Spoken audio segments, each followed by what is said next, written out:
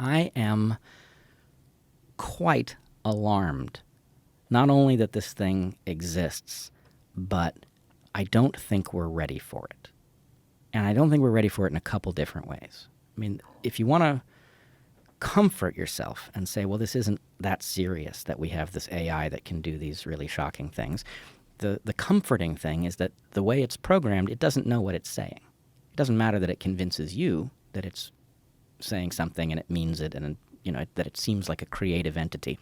What it's doing is it is basically using a predictive model that has been trained on a huge data set of written language, right? So the answer is, if you take 3 words in a row, can you predict what the next word is going to be? And they've exposed it to a large data set, and it's gotten really good at predicting basically these sequences to the point that it can now, if you prompt it correctly, it can spit out these very long explanations. Some of them are dead wrong. Sometimes they're right on target.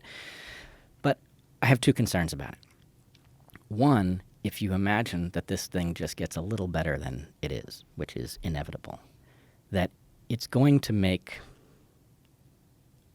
actual insight that much harder to spot, right? In other words, if you become expert at operating this thing, at querying it, and it becomes better at understanding a wider range of topics because they turn it loose on everything that's written on the internet, for example, right?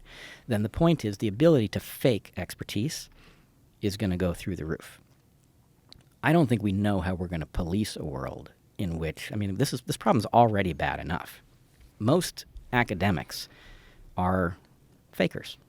They don't know that, right? They trained in something, they wrote a dissertation, they think they're experts, but you can see when something unexpected happens, like the pandemic, you get just broad-scale failure across entire disciplines where nobody seems to get it right, right? So in that world, this is going to be even worse because now you have an artificial intelligence able to generate things in plain English that are often full of true information, but you don't know whether what generated it is some, brain-dead model or something else. That's one concern. And then the other concern is when we say, well, ChatGPT doesn't know what it's saying. It's not conscious. We know it's not conscious because it's not programmed to have a consciousness. We are actually ignoring the other half of the story, which is that we don't know how human consciousness works, and we don't know how it develops in a child, right? A child is exposed to a world of adults talking around them, and the child experiments first with phonemes and then words and then clusters of words and then sentences. And by doing something that isn't all that far from what ChatGPT is doing, it ends up becoming a conscious individual.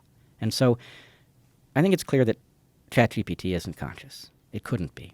But it isn't clear, to me at least, that we are not suddenly stepping onto a process that produces that very quickly without us even necessarily knowing it.